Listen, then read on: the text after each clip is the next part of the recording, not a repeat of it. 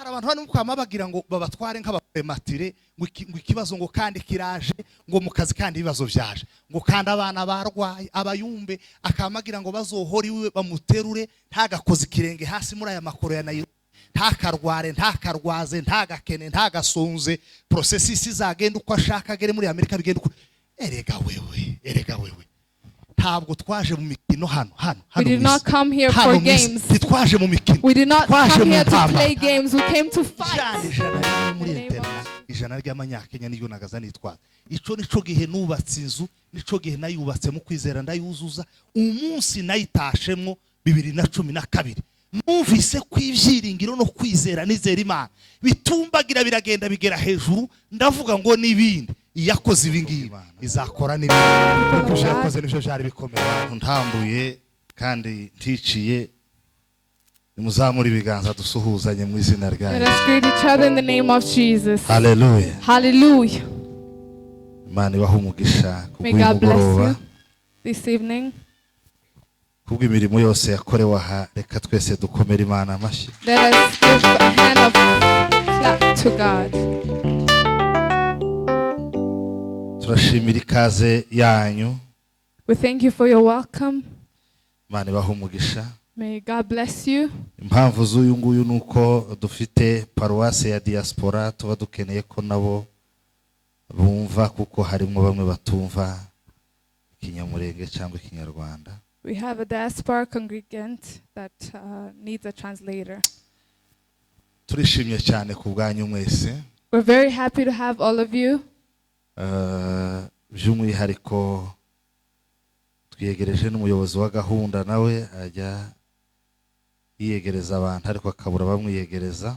We welcome the moderator. He also welcomes other people and he doesn't have anyone to welcome him. Abashyitsi bose badusuye ba hano Nairobi Imana ibahe umugisha. All the visitors from Nairobi, may God bless you. Barimo abantu ntarinzi ko bimutse bari no cyangwa baje gusura na simbiza ariko ko ndabona bameze nk'abasangwa ivyo byose umuntu w'umushitsi agira uko azareba nyine ukabona ijisho ntirifashe cyane ariko iyo umuntu atuye nyine uzubibona ko atuye. There are people I'm seeing I didn't know moved here and we can tell the visitors' eyes.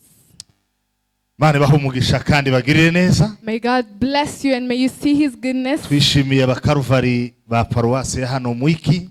We're very happy to see the Mwiki parish. Abatari bari hano ubushize na ubwo nejo ndavuga nagerageje gushima Imana ariko kandi namwe mbashimira ko mwakomeje kuba hafi y'umushumba mugakora ibikorwa byose nk'ibi bigaragara n'ibindi bitaboneshwa amaso. Imana mwakoreye izi ibyihishe n'ibigaragara ntabwo izabura guhemba buri wese ibyo yakoze. Those who were not here yesterday were not there when I mentioned, and I'm going to mention again. May God bless you for supporting the pastor and doing mighty works that we see and others that we do not see. God bless you. Ndashimira abagabo, ndashimira abagore, ndashimira abahungu n'abakobwa mwese Imana ibahe umugisha. I thank you, men and women, girls and boys. May God bless you.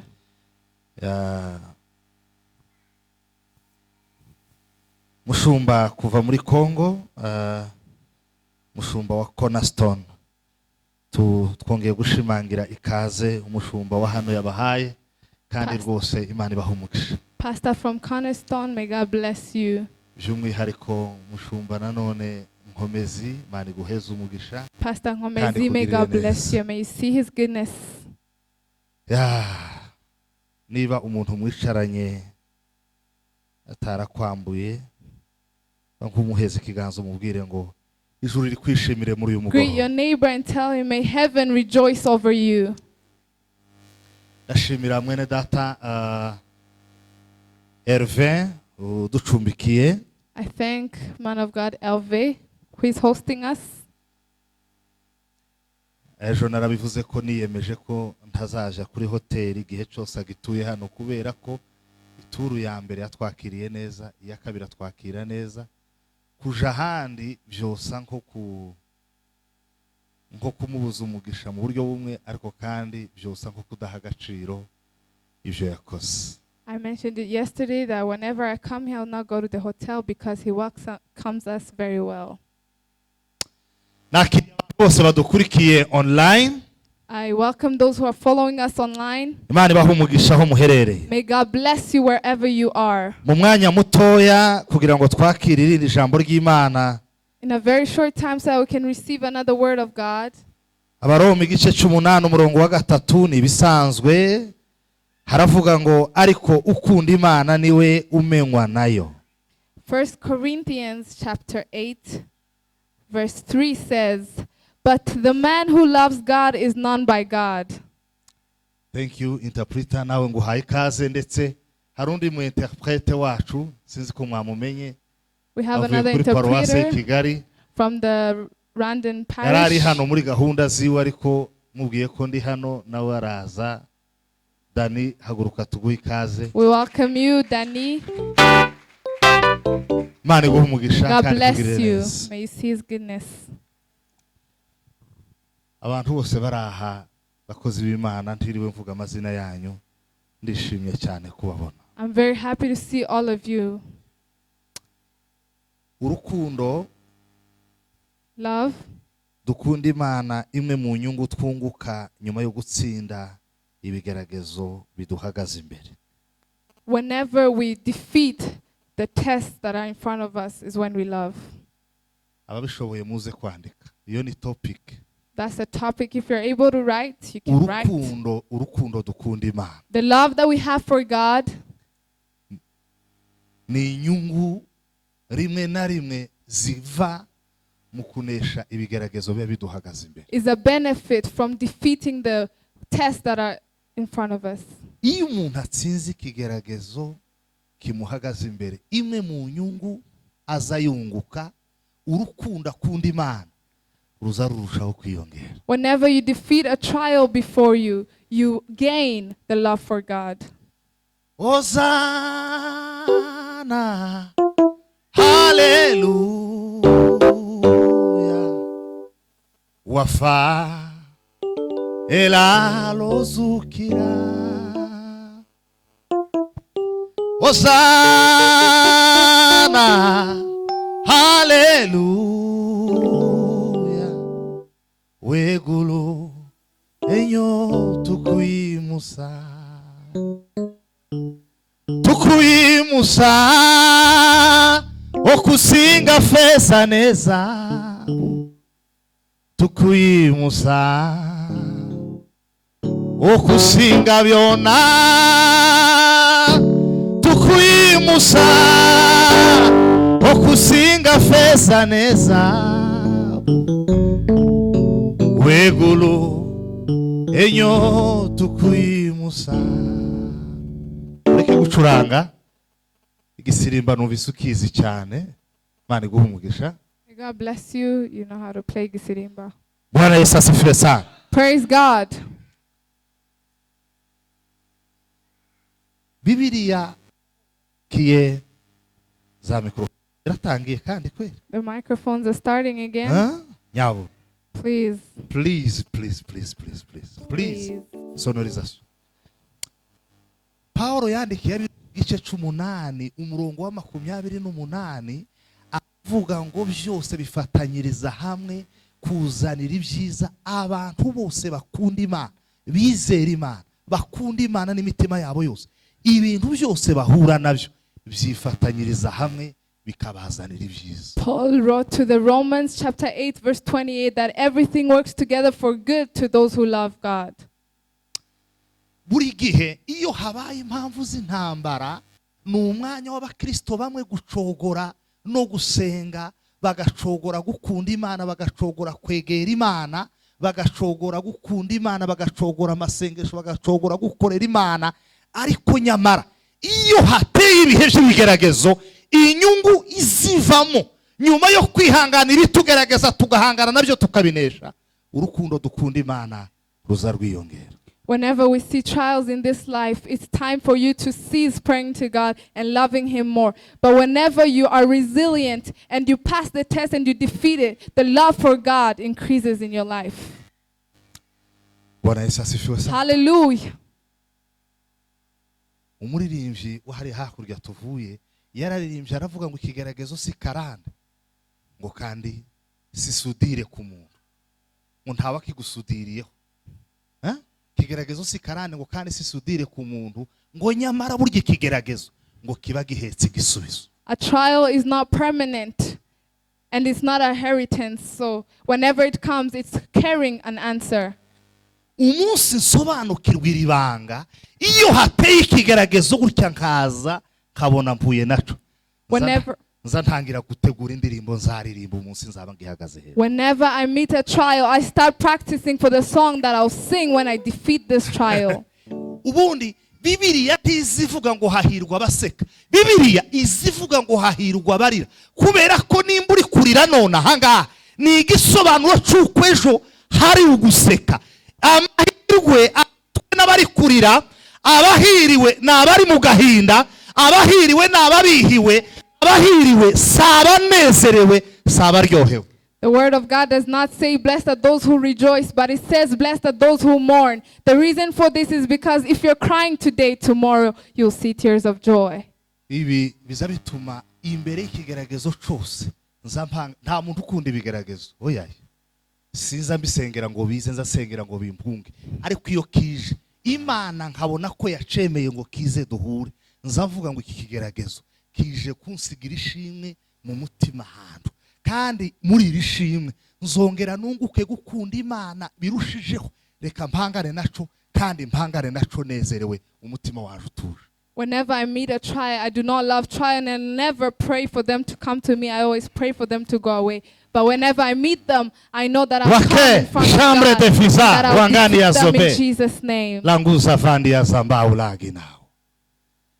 Ai kutagingagira ngasiga byoshi byongalyanisa Yesu we umwamuka tulula utayoboke masuga bandu washe vengela zambani ya dro carte vise de brejeni mohezi mane chora musamu ibiganza. Glory to God. Sema hallelujah. Hallelujah. Praise God. Ubundi hari processes zitandatu umukristo akwiye kumenya mu gihe ahanganye n'ibigeragezo.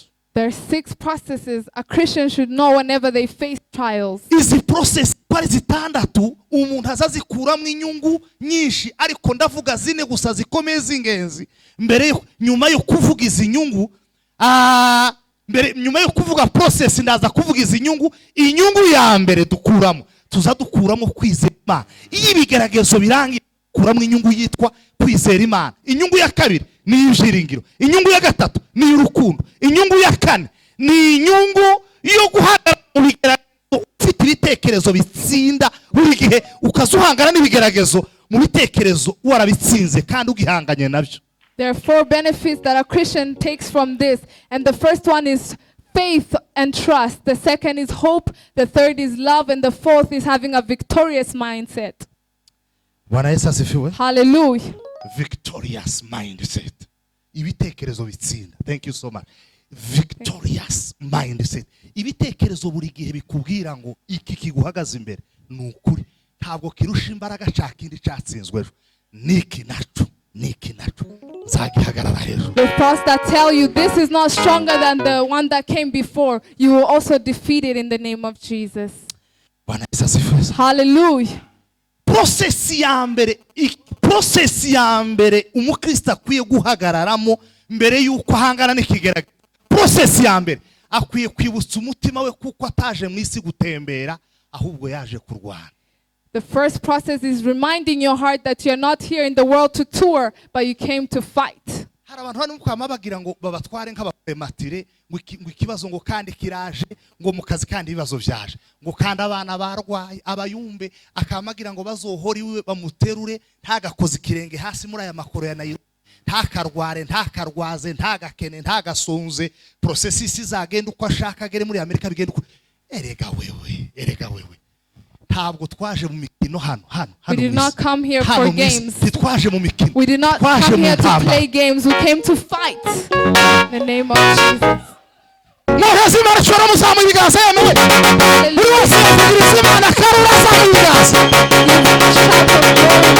Hallelujah. Wadarme se figeni sango. Hallelujah. Katike defo. Wa germe de fesikartole maisope. Germe de ferier. Uzosenga uruvise. Pray for 3 days. Uzosenga imisi 3 usenge ku itariki ya 3 ni ya 4 ni ya 5 ni ya 6. Usenga Imana kugira ngo reka ndeke kubivuga ndaza kwikuga. I'll tell you later. Mwavuga ngo haleluya.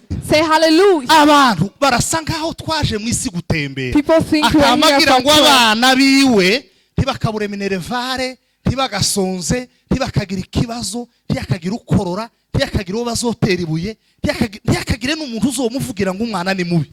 Kandi afite amazuru ameze nk'ubuhiri bw'agasasa. Ariko ngo bavuge ngo abana be ni beza, ngo bavuge ngo ibintu byose ni byiza. They say may their children never face troubles. Kitangaza ntabwo twaje gukina. We do not come here for games. We do not come here for games. Ino twaje gukina. We do not come here for games. Nabagiye muri loisir bazakora accident, ha? Even those who go for leisure. Bakarya ifi injanga zikabarya mu nda. Kaswe mwisi wate mwisi uri mukureneka ijosi nk'umusambi ngo niki cyabaye. What happened? Mwisi twaje kurwana. We came here to fight. Twaje gutembera. Not for leisure. Praise God. Yobu yaranditse aravuga ngo umuntu akiri mwisi. Job said whenever a man is still alive, ngo bameze ati ngo bafashe igihe mu ntambara. He is on battle. Niyo mpamvu niyo dusinziriye tuza turwana ukabona abakecuru biwanyu bo mugahwera, ukabona basaze igitangaza cabaye, abo mu rushasha basaze, abo ku mugeti n'igitangaza mu rubibi ibitangaza byabaye mu nzozi. Nukubera ukicambaye umubiri uzoza urwana usinziriye, urwana uri muzima, urwanire mu ndege, indege ije kugwa uhamagare Yesu, ibibazo uhage urwane, usonze urwane, nugera muri Amerika urwane, nimba ushonje urwane, nimba uri mugufu urwane, nimba uri umukire uzarwana intambara z'abakire, nimba uri umukene. Hano mwisi ntabwo twaje gutembera muvana ubutesi mu mitwe. Whenever you, as long as you have the physical body, you are on for battle. Hallelujah. Hallelujah. Ngo ni gute ngo umuntu ngo yosenga ngo ariko ibibazo biziyongera gutya nimba Yesu isi yaramworoheye nawe izokorohera. Ntabwo twocaho Kristo atanyuze ibintu byose Kristo yanyuzemo natwe tuzobinyura. If life was easy for Jesus Christ, it will be easy for us too. Whatever he went through, we will also go through. Yesu yaravuze ngo umugaragu ntaruta shebuja. None se muzamugira ngo isi bakunde. The master is not better than the servant. Ngo basigaye banyanga umuntu agatsikimba amarira ngo nushaka uzori rupfe.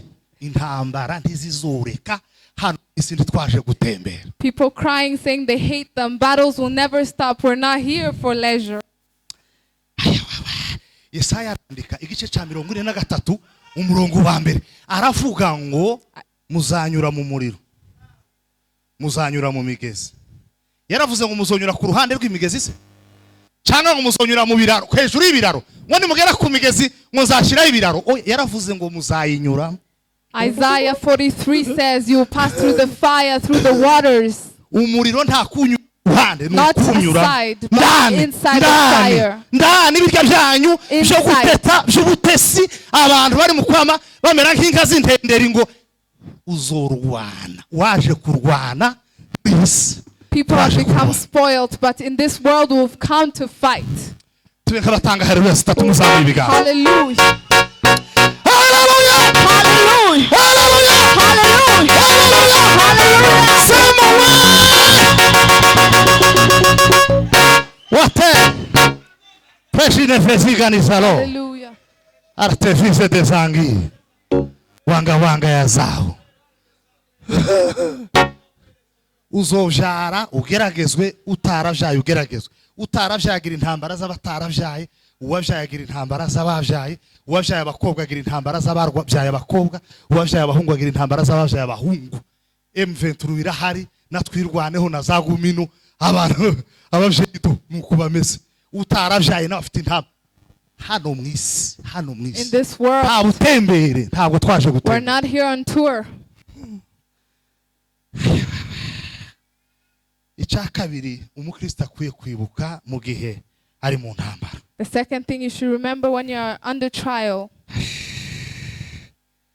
kumenya ubushake bw'Imana aho buherereye akaba ari uhagarara. knowing where God's will is and positioning yourself in that place. Pawulo yandikiye Abefeso igice cya 5 umurongo w'10 Ephesians. aravuga ngo mushakashaka uko mwamenya ibyo umwami Imana ashaka. Ephesians 5 verse 10 says, seek to know what the will of God is. Mu minsi ishize nasobanukiwe ko ushobora gusenga ugasengera ikibazo ugasenga igisubizo kivuye mu masengero kikakugusha kuko wasenze nabi utaragushijwe n'ikibazo wari musengera. I've come to realize something, that sometimes the answer you're praying for can make you fall rather than being fallen because of the problem that you're facing. Abantu bazaguma kuvuga ngo Imana naje ngongera imyaka nk'iya Ezekiya ntabwo bazi ibyabaye kuri Ezekiya nyuma y'iriya myaka 15 bamwongera. People say, may you increase more years like you did for Hezekiah. They do not know what he went through. Reka fata urugero rw'uyu mwana. Hari umuhungu ukunda uyu mwana akamusengera, uyu mwana akanga akamusengera, uyu mwana akanga akamusengera. Imana yarotoke reka muguhe, yarangiza akamucuguta imuhira kakujya kwa kabwana bahe bashaka ngo kaje abamata menshi akamukuguta, yarangiza atese byagenze gute. Oya, ntabwo wasenze mu bushake bw'Imana, wasenze usaba n'ibyo ushaka, ntiwigeze wita ku bushake bw'Imana. Rimwe na rimwe iyo twasenze tutasenge mu bushake bw'Imana tuzaduhabwa igisubizo kitugusha aho kuduhereza igisubizo kidukomeza. We should not pray outside the will of God, because whenever we do that, we fall instead of standing up and being strengthened. Ngo Mana ngo waravuze ngo dusabe tuzahabwa, ngo yewe ngo suko tuzogire gute Mana we. Lord, you said let us ask and we'll be given. Oh, what will we do? Ngo Mana we ngo norara mu butayu nk'umwana w'umukobwa ngo araryamye iwawe ngo arakoma ngo mugeremo ngo kunguta ibitekerezo byiwe ngo mukuruguture ikakuzanira ingondesho ikumanika akakumanika umutima gahora mushakashake kumenya ibyo umwami Imana. Seek for God's will. Igitangaza biragwira. Bwana Yesu asifiwe. Hallelujah. Hallelujah. Hallelujah. Umunsi Imana yombwira ngo ikambwira ngo ubushake bwanje nuko usubira mu gahwera kwa Sekaganda no hasubira. The day God would tell me that his will is for me to go back to the mountains, I'd go back there. Kaja guhinga igishanga ngaca imifureji gasibura mariba nabona bampagaka gatuza ubushake bw'Imana. God's will. God's will. Mwe ntabwo muza muvugana n'aba bene data bagiye ngo bababwize ukuri. You do not talk to them to tell you the whole truth. Nagize umugisha bamwe bambwiza ukuri, singiye kuvugira ibyabo hano kuri kamera. Iyi Amerika muhamwirukankiramo. This US. Ukwiye kumenya ngo ese ko ndi mukusengera se sisi ese nibwo bushake bw'Imana. Ask yourself, I'm usually praying for this process. Is it God's will for my life? Uti nzagende bizaba uko bibaye ariko nzogenda. Let me go, whatever happens, it's okay. Mvuze gutyo umuntu abantu mbona nkaho mutanyakiriye neza. Some people are not acceptant.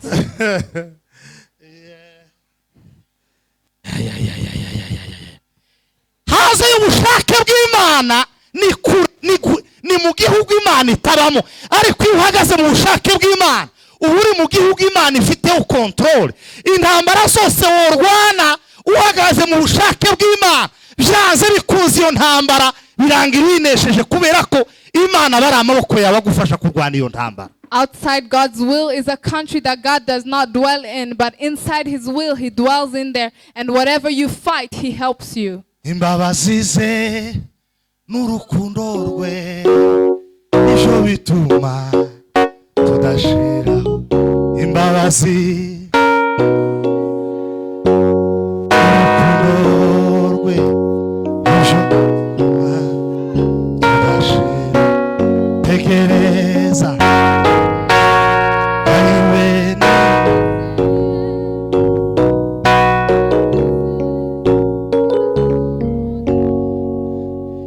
ya gatatu The third process, ni ugutandukanya intambara.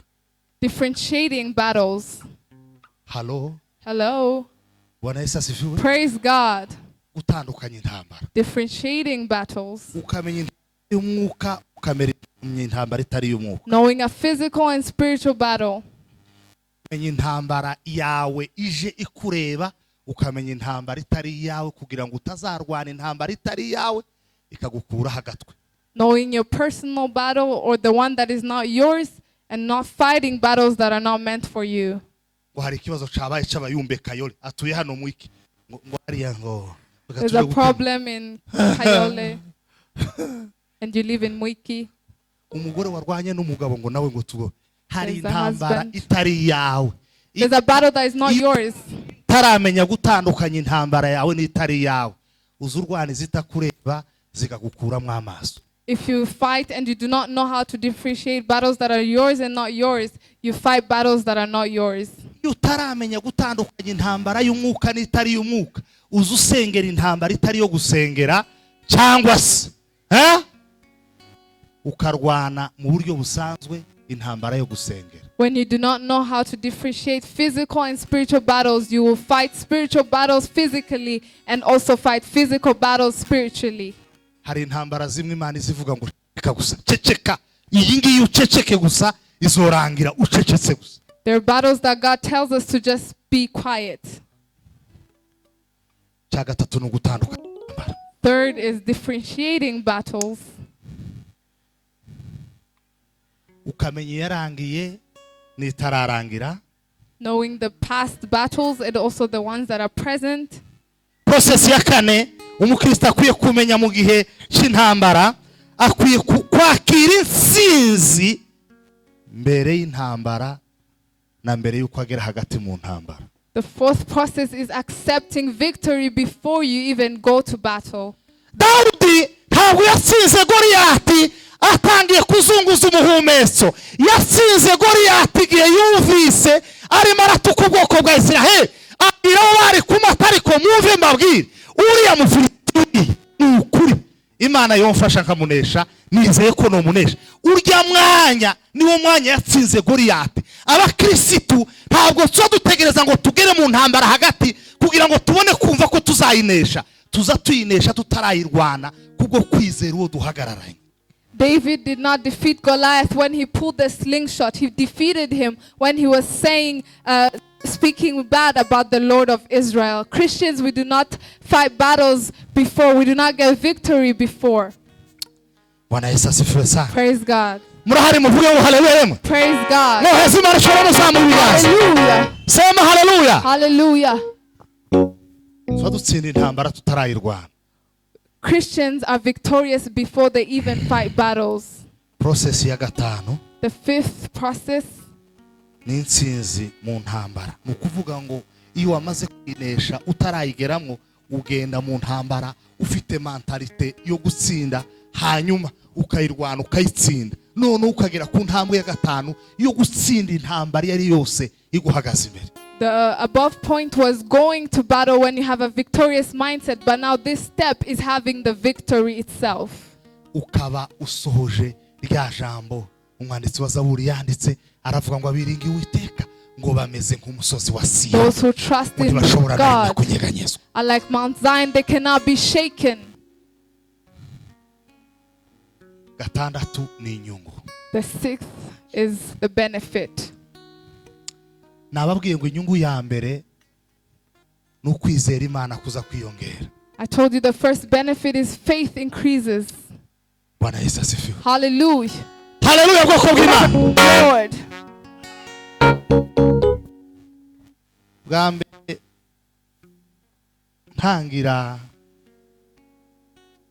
gusengera inzu mbamo.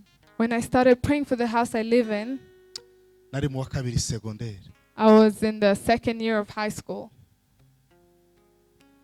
Ntabwo nzibagirwa ijambo Alex yayivugiyemo. Yaravuze ngo iri ni ishema ry'abayumbe bose. Ntabwo zovyibagirwa. Alexis said this is a branch of all the prayer warriors. Mu wa kabiri secondaire nagaze ngendana igihumbi muri interna charge de poche. Mfite igihumbi kimwe c'amanyarwanda ubwo nangahe hano. 101 niryo nari mfite mu mufuko. I used to go to boarding school with 1,000 Rwandan francs as my pocket ariko ndi money. muri interna ngatera intambwe nkavuga ngo iki ni icumba canje kizaba gifite metero 4 kuri 4. But I used to say, this is my room, it will have 4 meters by 4. ngatera intambwe nkavuga ngo iyi ni salon yo kwicaramwo, iyi ni salle à manger. This is the lounge, this is the sitting room.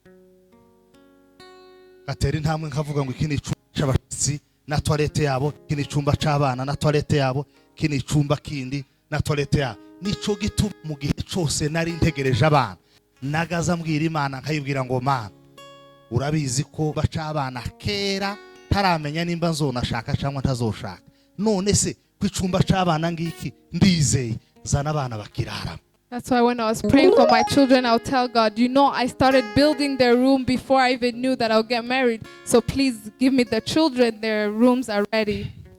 Inzu nayakiriye ntara ijana rimwe muri interna, ijana ry'amanyakenya niyo nagaza nitwaza. Ico nico gihe nubatse inzu, nico gihe nayubatse mu kwizera ndayuzuza, umunsi nayitashemwo 2012. Numvise kwivyiringiro no kwizera nizera Imana bitumbagira biragenda bigera hejuru, ndavuga ngo nibindi iyakoze ibingibi izakora n'ibindi, kuko yakoze nivyo byari bikomeye. I entered my house in 2012 when I constructed it when I was still in high school, and the faith of God in my life increased in another level. Naraye mbabwiye ngo ese umuntu Imana itungiye hano muri Kenya udafite isambu munsi y'inzu, udafite umuturanyi uguhereza ikibu cy'amata, Imana ikagutungira, warangiza ukiheba ngo uyu musozi sinzowuvaho. Tuzowuvaho se Imana yawukuzanyeho ni iyihe? Ihagutungiye ni iyihe? Imana ikora inyungu ya mbere bigomba gutuma tuzamura kwizera kwacu kugatumbagira kukarenga ibindi byose. Intambara yo twinesheje, inyungu ya mbere dukuramo n'ukwizera Imana n'ibyiringiro. Inyungu ya gatatu undi Imana birushaho kuzamuka. Faith for God increases, trust for Him, hope, and also love.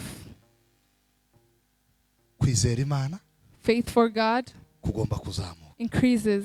Ibyiringiro twiringira Imana, our hope in Him bigomba kwiyongera bikazamuka, increases. Mwovuga ngo amen. Hallelujah. Gatatu, urukundo dukunda Imana rukarushaho kuzamuka. Our love for Him also increases. Ivyo yakoze nivyo biduha ibyiringiro byuzuye, kuko nibisigaye byo azabikora. Amaso yacu yabonye byinshi, amatwi yacu yumvise byinshi, intambwe zacu yazaguriye kumukorera. Ivyo akora n'imbabazi agira nivyo bituma tumukunda, imbere ye niho hari byose twifuza. Uwiteka ashimwe. Bwana Yesu asifiwe. Hallelujah. Inyungu ya kane ni ukuba mu ntambara zose ufite imyumvire ikubwira kuzoyinesha byanze bikunze. The fourth benefit is living in battle with a victorious mindset. Intambara zose turwana tuza tuzirwana nk'abazazinesha dushingiye kuzo Imana yadufashije kunesha. All the battles that we fight them like we will be victorious because of the previous battles that God has won. Hallelujah. Ukunda Imana, umuntu wese ukunda Imana amenywa nayo. Whoever loves God is known by Him. Gukunda Imana bishobora kuzamuka bivuye mu kunesha iyo ntambara iguhagaze imbere. Kandi niba ushaka kunesha iyo ntambara iguhagaze imbere, those are 6 process to stand in. Imana ibahe umugisha. May God bless you. Kandi bagirire neza. And may you see His goodness.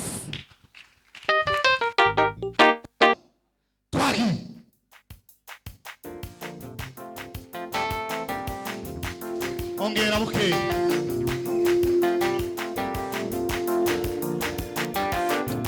Sawa.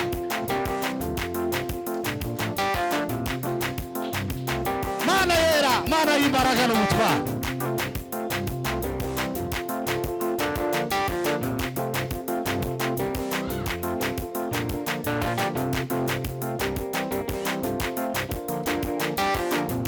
Chovuza mu mutima w'Imana we. Kwaila zambera karafete sobina.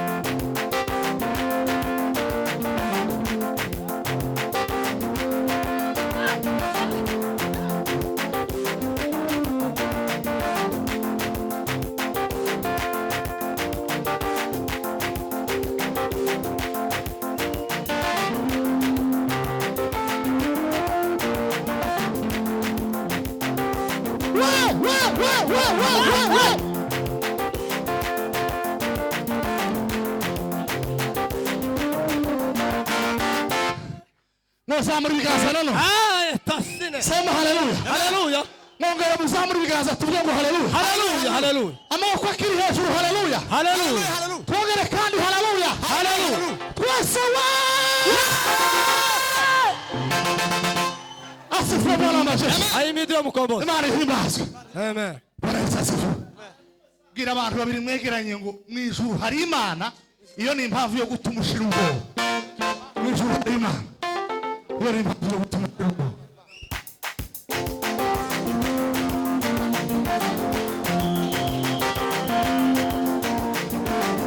Sawa.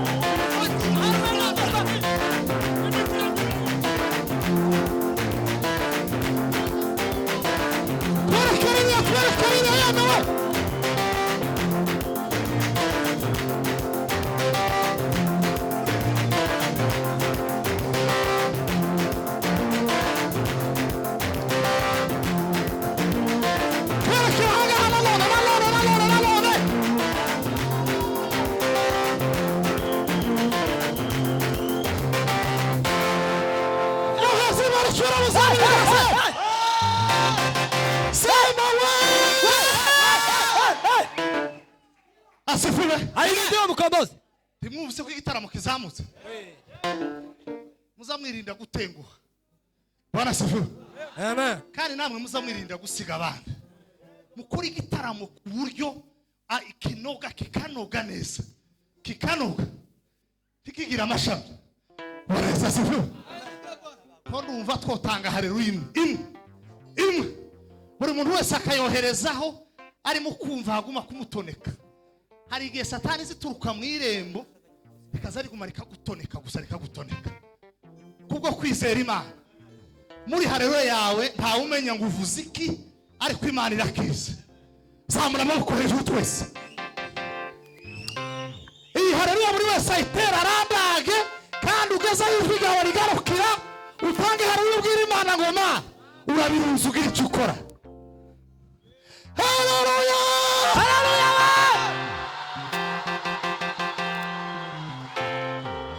sema subira ngo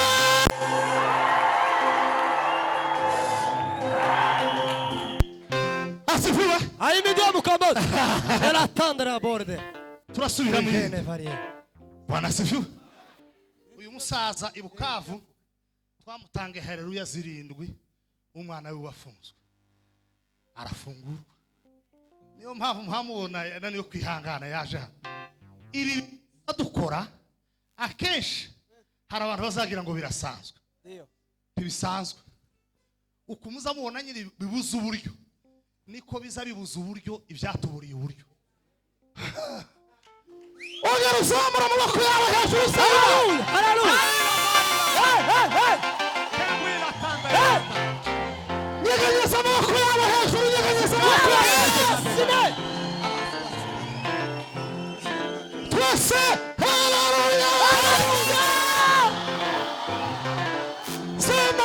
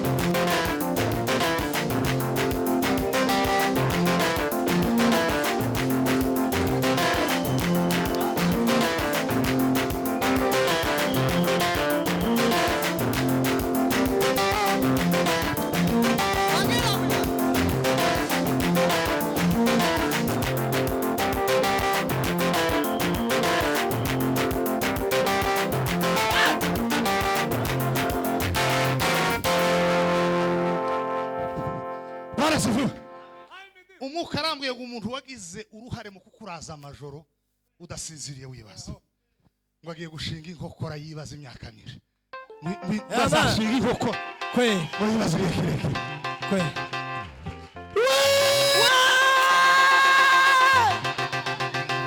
Shazima de Gariasa Wakarame de Vasarite kandi Imana izabikorera kugira imuhe isomo, ariko n'abandi bose babizi babona isomo.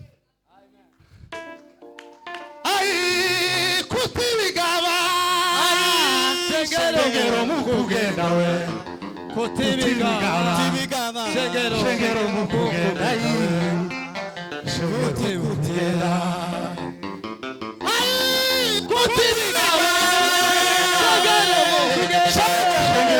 mukugenda kutibigaba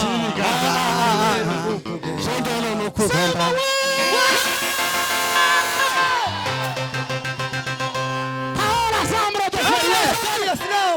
chambre de fasta wanga ya sawa artefe de Pastor uraza kumpa nimero y'uyu muhungu ucuranze nzomuhereza $1. Amen. Ucuranze sha Amen. muzamara amaboko hejuru mwese yamara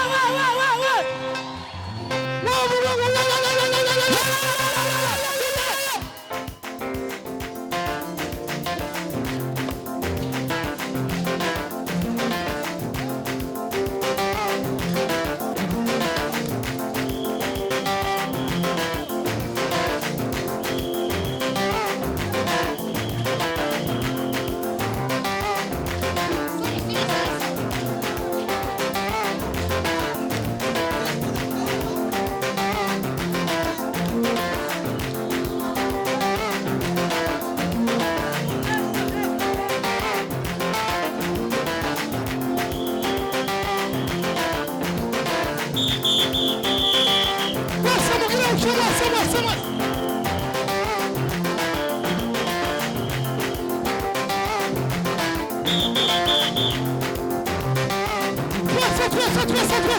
Twese.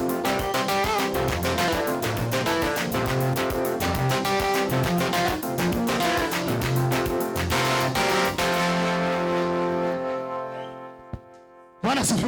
Iyo. Mukecuru. Imana irambuye ngo ufite ikibazo mu mutima cy'abana.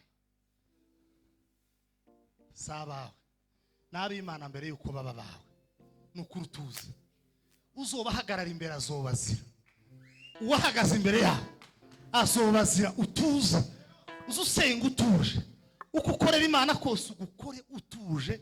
Ubwira Imana ngo Mana warabampaye ariko kandi n'abawe mbere yuko mbamenya niwe Mana yabasha kubamenya. Mvuga ngo haleluya. Haleluya.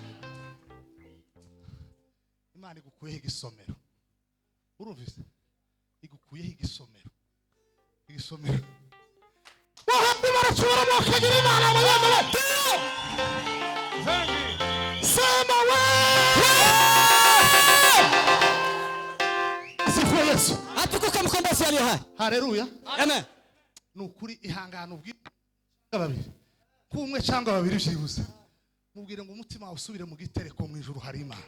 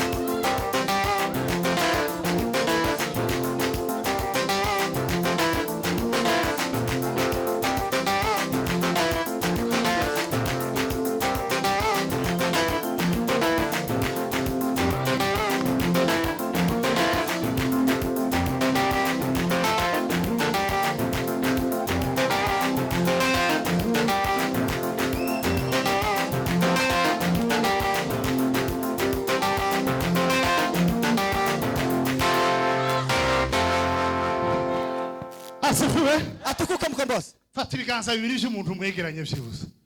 Amaboko abiri y'umuntu mwegeranye. Yo. Asifiwe Yesu.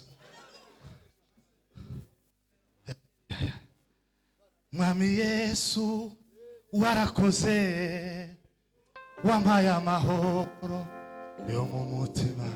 Mwami Yesu warakoze wampaye amahoro yo mu mutima. undindira muri isimbi. Mwami Yesu warakoze. Mwami Yesu warakoze wampaye amahoro yo mu mutima. undindira muri isimbi. Mwami Yesu warakoze. musengero rw'Imana ngo Mana mukomeze muri ibi bihe. Umusengere nawe gusengere, umusengere nawe gusengere.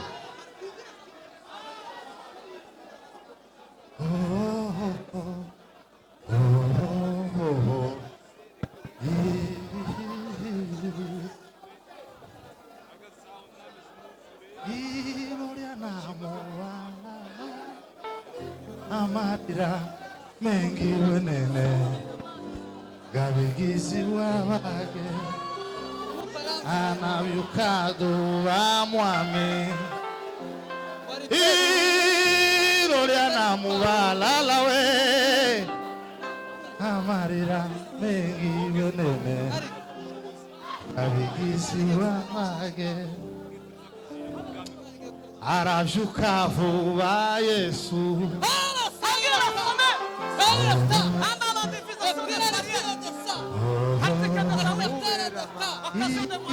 byose bishize kubera amarira menshi abigishwa biwe kubera amarira menshi y'abigishwa biwe. Musengera akanya gatoya no gusengera musengere. Rofani markarofre deseriye. Jehova nermonde navao.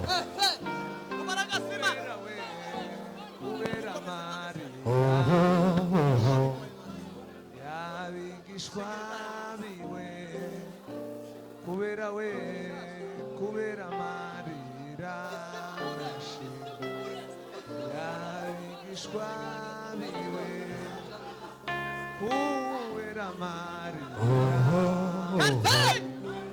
y'abigishwa biwe. Bwana sifiwe. Reka mbagore muzamura ibiganza gatoya. Haleluya. Ihangane uvuge ngo Mana y'imbaraga. Mana y'imbaraga we. Niwe ukomeza abakomeye. Niwe ukomeza abakomeye. Nizeye imbaraga zawe. Nizeye imbaraga zawe. Nizeye amaboko yawe. Nizeye amaboko yawe. Umbe hafi. Umbe hafi. Unsindishirize. Unsindishirize ma. Mbone gukomera kwawe. Mbone gukomera kwawe. Mbone imbaraga zawe. Mbone imbaraga zawe. Muri ibi bihe ma. Muri ibi bihe ma. Ngusavye ishimwe. Ngusavye ishimwe. Ku mutima wanje. Ku mutima wanje. N'izina rya Yesu. N'izina rya Yesu. Amen. Amen.